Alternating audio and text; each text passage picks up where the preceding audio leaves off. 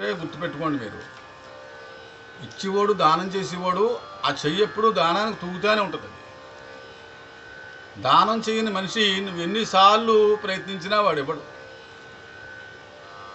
మా అనుభవంలో మేము చూసాం.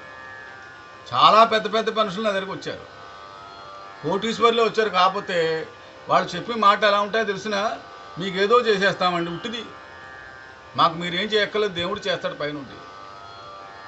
ఎవడికి తగ్గ శాస్తి ఆడికి పెడతాడు దేవుడు. అర్థమైందా? ఇప్పుడు మేమే పాపం చేసామనుకో, ఆ దెబ్బ మాకు తగులుతుంది. ఒకవేళ మీరు పాపం చేసి ఉంటే మీకు తగులుతుంది. ఏ కర్ర నగ్గుంటే ఆ కర్ర కాలిపోద్దని సామెత ఎందుకు పెట్టారు పెద్దలో? ఆ కర్ర నగ్గుందనుకో దానంతట అదే దహనం అయిపోతుంది, మనం చేయక్కర్లా. అర్థమవుతుందా? అంచేత గొడ్డుటావు పితక కొండ కొంపైన పండు లేవు పాడు లోడదన్ను.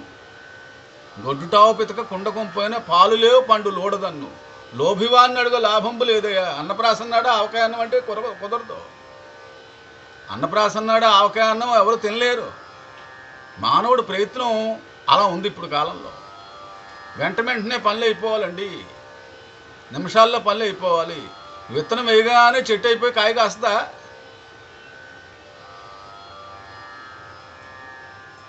కడుపు వచ్చిన ఆడదానికి 3 రోజుల్లోనే పిల్లలు పుడతారా? సృష్టికో ధర్మం లేదా, నియమం లేదా? సృష్టికో ధర్మం నియమం ఉన్నాయి. ఆ నియమాన్ని పాటించండి. ఆ నియమాన్ని పాటించకపోతే ఎప్పుడు నష్టపోతాడు ఆ మనిషి, సుఖం ఉండదు. ఆ మనిషికి సుఖం అనేదే ఉండదు. ఎందుకు చెప్తున్నా అంటే మా అనుభవం ఇది.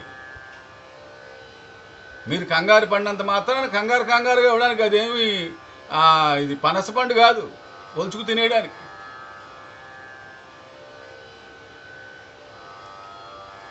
అది అర్థం చేసుకోవాలి.